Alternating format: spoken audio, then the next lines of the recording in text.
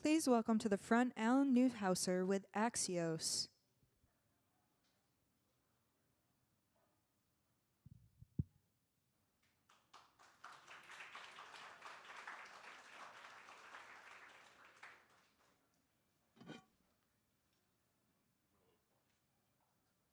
Hey there, everybody.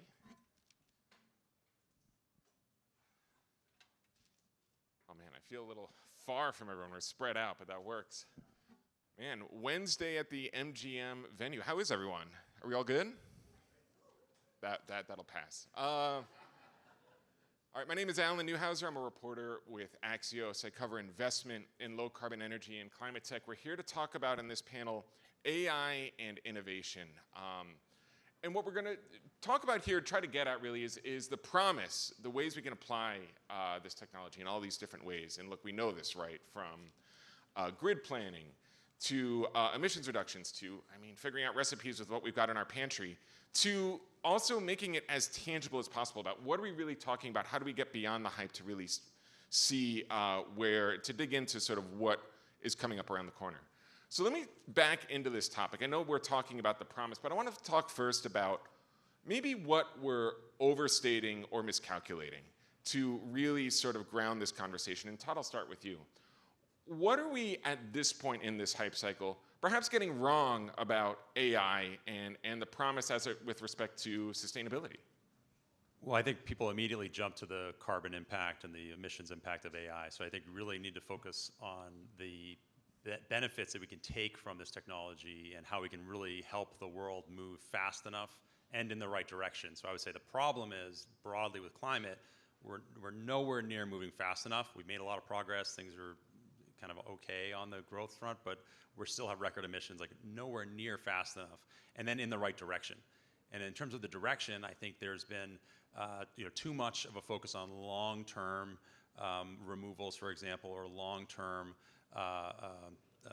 carbon, essentially CO2 as the metric that everyone's focused on. What we have is a real global warming problem over the next 50 years. The intensity of this problem, what we're getting wrong is how bad things can get and the urgency that we have to address them. And so I think AI is one of the only tools that can really help lots of people in lots of different ways move more quickly in the right direction. And I can give some examples if you want. Yeah, let's get into those. And I want to come to those. And let's talk a bit about the real world applications we're seeing right now. And I want to come back to that point you made about emissions. So Elena, you're at Google. What are you seeing as far as how we're actually deploying the tech that we've developed so far into real world applications? Yeah, so what I'm really excited about is, and it kind of goes to what you were just saying around this, there's opportunity for these fast feedback loops and how we can start to mitigate emissions really quickly. And then there's the long tail of what that longer term impact is. So I'll give you a couple examples. One is in terms of near-term protection, it's flood monitoring, right? That's a little bit, we can use these AI models to detect when there's going to be major impact to individuals. How can we understand both from cities planning and for individuals, understanding how they can get out of the way of these potential floods. So there's opportunities for these flood models. There's opportunities for these faster feedback loops, like I was saying, with cities and the role they can play in even optimizing for your traffic patterns and traffic lights. Probably some of us, like me, when we were coming in here, we were getting angry at the traffic lights when they were all red in a row and we needed to get somewhere quickly. There's actually, what we're doing at Google is this product called Greenlight, where we're helping cities understand how they can reduce their emissions coming from people just sitting at traffic lights. And I think it's up 29 times more emissions coming from someone who's sitting at a traffic light versus flowing through traffic. So this is leaning into these quicker feedback loops, right, of how we can change operations. And I can keep going with examples, but I wanted to kind of just start with these, some of these different, everything from flood risk monitoring to making changes in a city to help people move more quickly and reduce those emissions. So there's the short tail and the long tail that we're optimizing for. Yeah, and I love that, right? So I hear monitoring, I hear sort of efficiency gains. John, you're working at Deloitte with corporates, with startups. Building on what Elena was saying, what is your sense of the areas where AI is making a lot of sense, right? So to what Elena was just describing, right?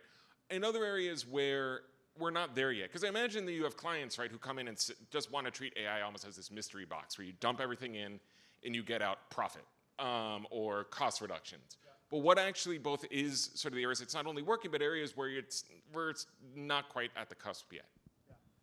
Yeah, I mean, I think Elena was right. One of the projects we were talking about before that actually Deloitte's working on with Google is on this city planning, traffic prediction, disaster response. And what's been really amazing about the technology, and there's a specific project we've been working on together, is to take a GIS model that has all of the street information, all the utilities information in the city, that used to be only a small number of city planners were really technical enough to interact with. We put a Gen AI front end on it, and now anybody can interact with these really complex systems and do the planning and understand what's going on in real time. And so that ability to do prediction is really important. The things that I see coming that I'm really excited about, I would say, are three things. One is physical AI. So as we get more complex AI in robots that are out in the world in complex environments, we're going to see really amazing efficiency gains. There's some really interesting applications in, for example, utility scale solar installation that take 50% of the cost of installation of a utility scale solar farm. We're going to see a lot more of that. Materials discovery and design. And so, you know, as Todd said, like the ability to really enhance what we're doing with technology, better battery designs, better membranes for electrolyzers, all of that. AI has a potential to really impact that.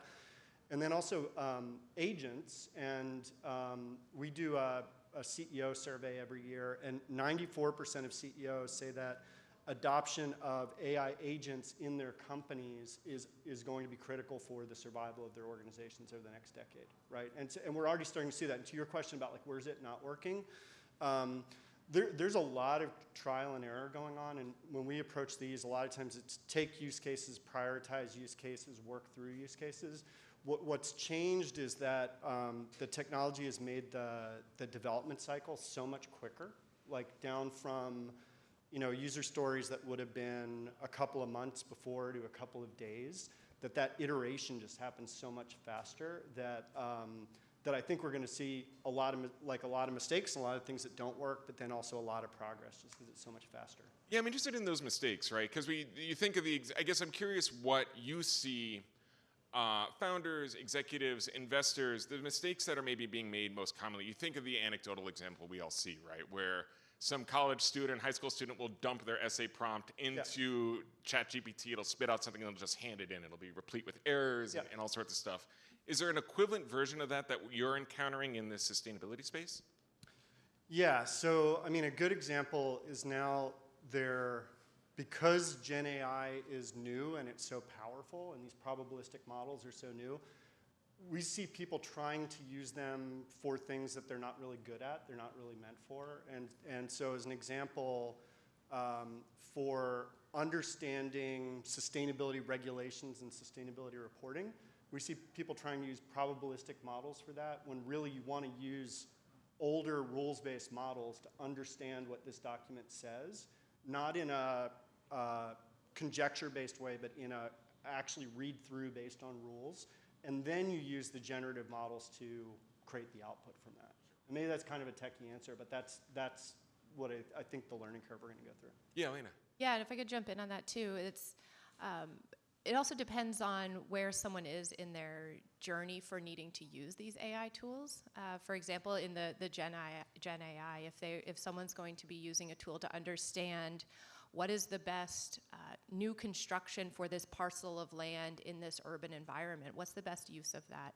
You have people across the whole spectrum of who need to go and figure out, asking that first question, like, where do I start? What do I do? And there's great opportunity for these tools to come in and give those individuals a starting place. Like, these are your constraints. This is what you're looking to optimize for. Here's some options for the best building design with solar, to drive your net zero goals or whatever your goals might be.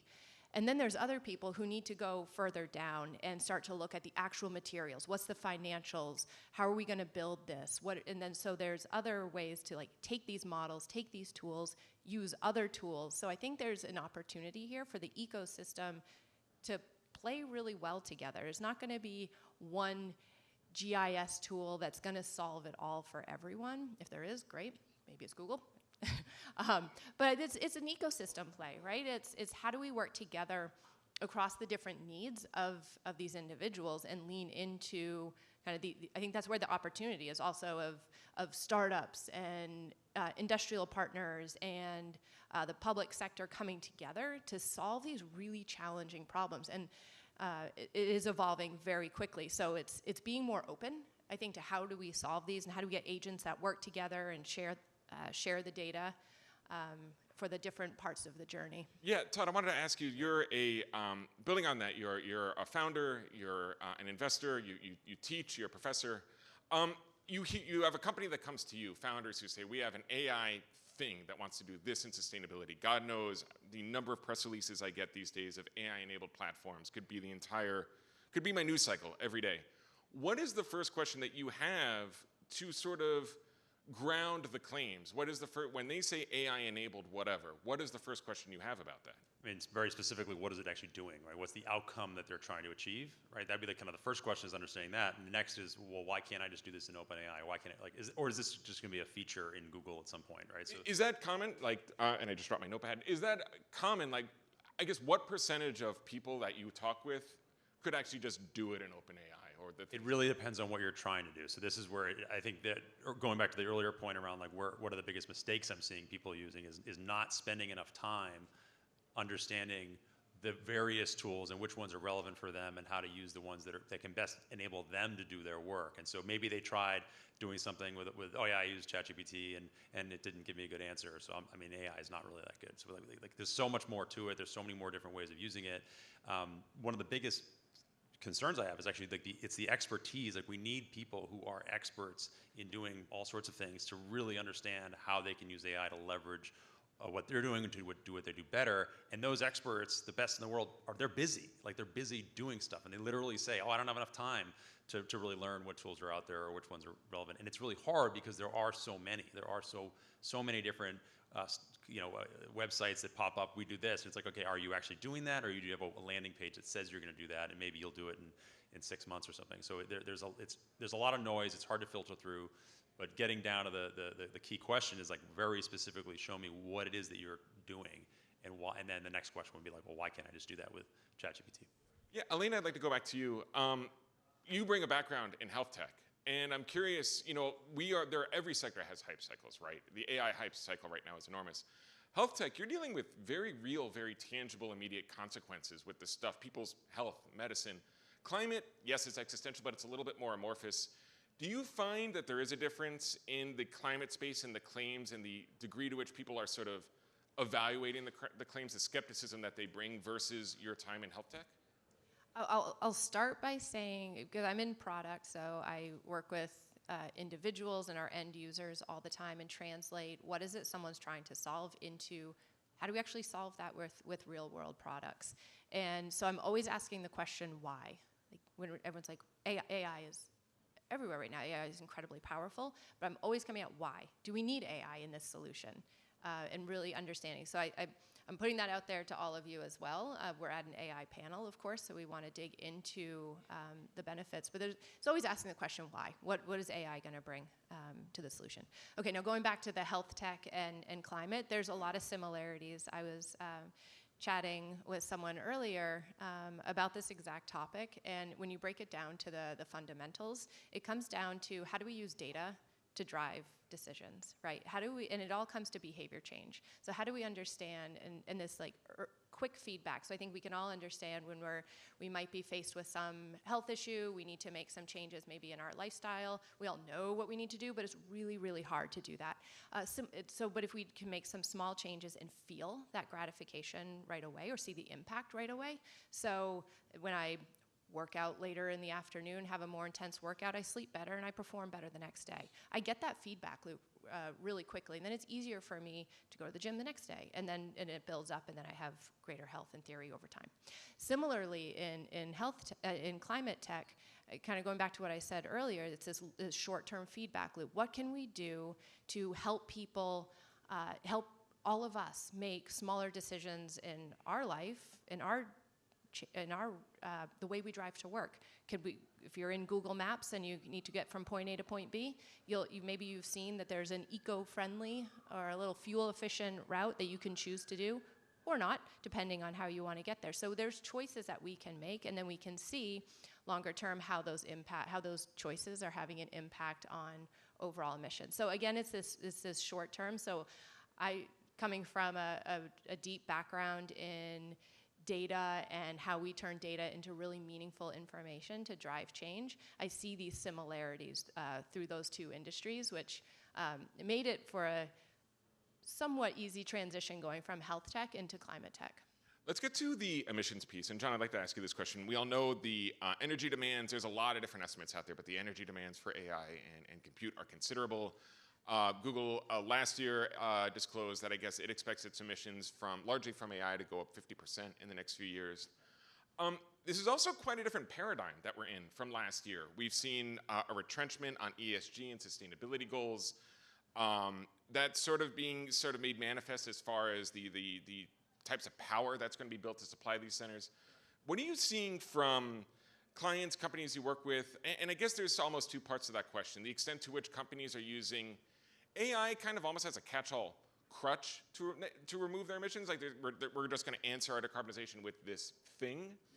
Yeah. And how they're even thinking of powering these places, whether it's different than it was materially just a few months ago. Yeah, so it's an interesting question. Going back to this comment on hype cycle, one of the things I've been reflecting on is generally in large companies right now, investments in AI get relatively little scrutiny. It is relatively easy to make the business case for large AI investments. And I think that's generally a good thing. I'm an AI optimist. I think it'll be really important. But one of the things that's really interesting is going into some of the same companies then with a sustainability business case, an energy efficiency and renewables business case, it gets a lot more scrutiny. And one of the things that I think we need to reflect on is if AI is a bit overhyped now, which it is, renewables, energy efficiency, energy transition is underhyped. And I think that most of the investments that large companies are making to decarbonize just save them a lot of money and have really good returns because the technology's gotten so good, and that perception has not caught up in the C-suite and the boardrooms of large companies. And so that's something that I think is really important as we get through. That what do we need that it's a natural to make energy efficiency and renewables investments like it is now to make AI investments. So your question on powering the grid, it's absolutely true that AI will cause a large increase in demand for power. It's hard to overstate what a dramatic change that is for the industry, that you have utilities who for decades really have been having like no demand growth, which is a good thing because we've gotten a lot more efficient. And now they're going to have a lot of demand growth over the next decade, largely from AI, some from reshoring and manufacturing. And they're starting to think about how to do that.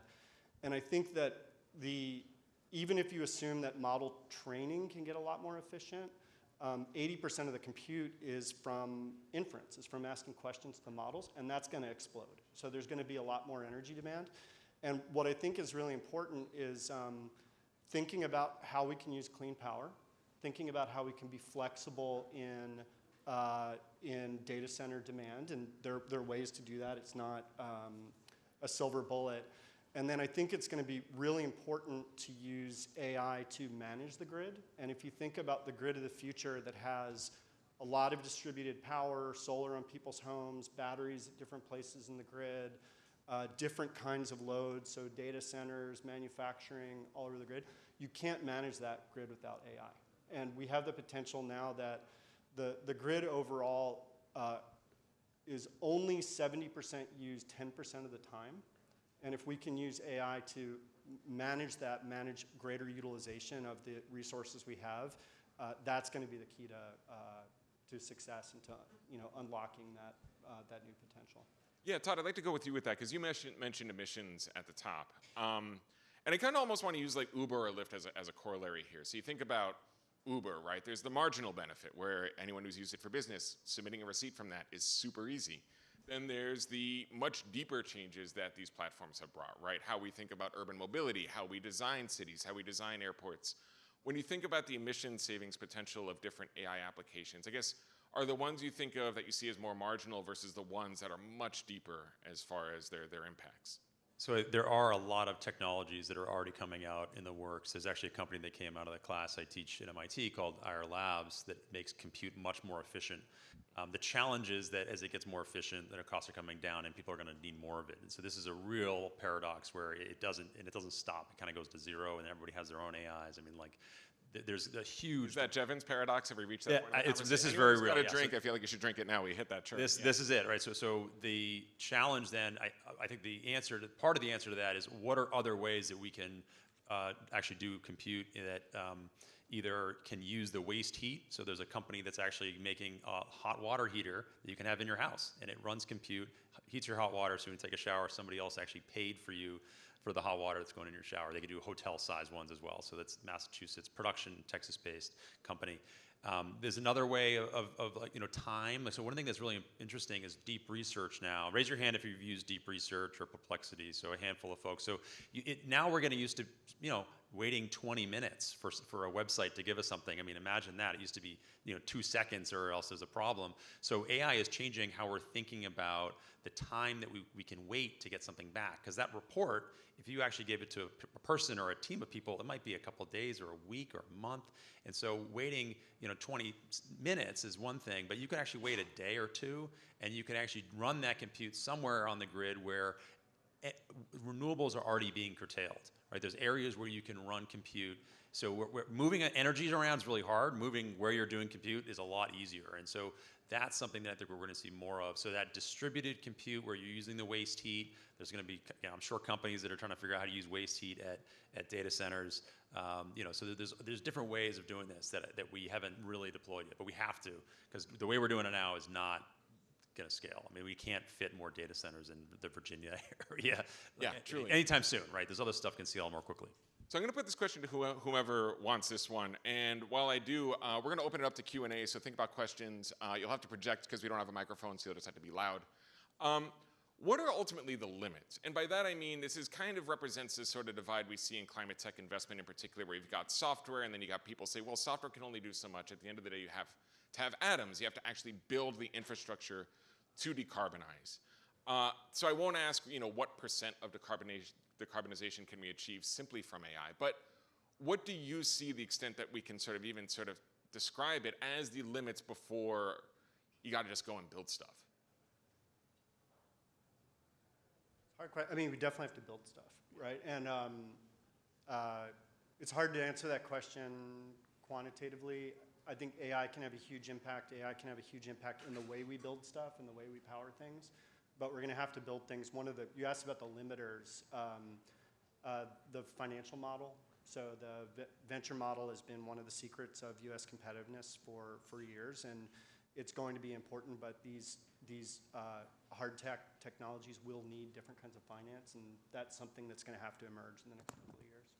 Yeah, and I'll add, like the chips are getting more efficient now as well, which we still have to build things, right? But everything is getting more efficient. And then when it comes to companies who are needing to pay for running their queries, whether you're a startup or you're a company out there who's leveraging AI, there's ways to kind of work with those constraints as well. Like using the cloud is a great way, because as you mentioned, the loads can be shifted, right, to leverage the cleanest energy, the cleanest grids that are on at that time. So, and as well as you're creating models, and you try to find ways to have smaller models that run faster. So instead of these massive models that are taking a ton of compute, see if you can have smaller models that run faster, that run more efficiently, without the expense of, accuracy, of course. But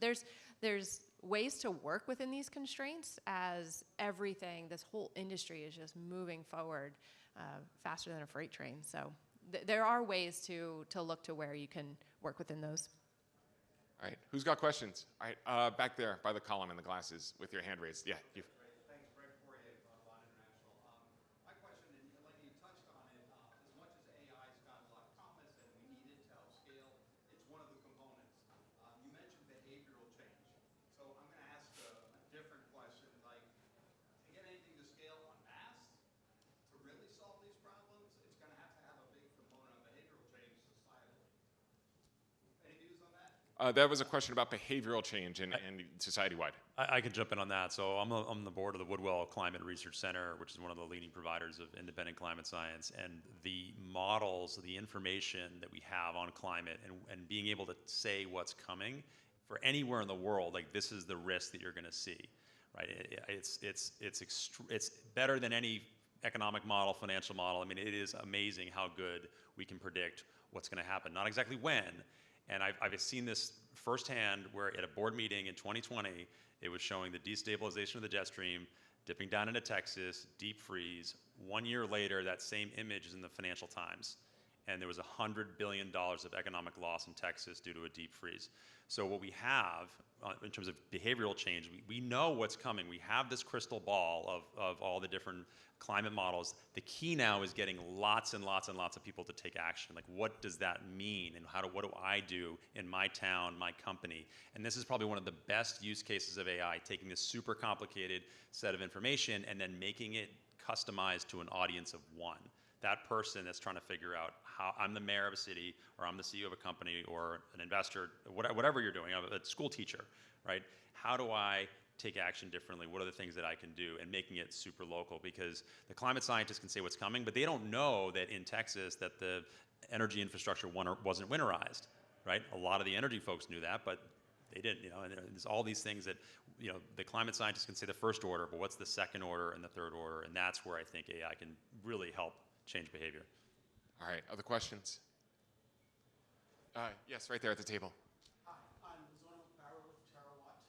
I think something John touched on was that the value proposition of renewable energy projects, be it IRR or whatever metrics, far outweighs like the adoption rates. And so we're still lagging.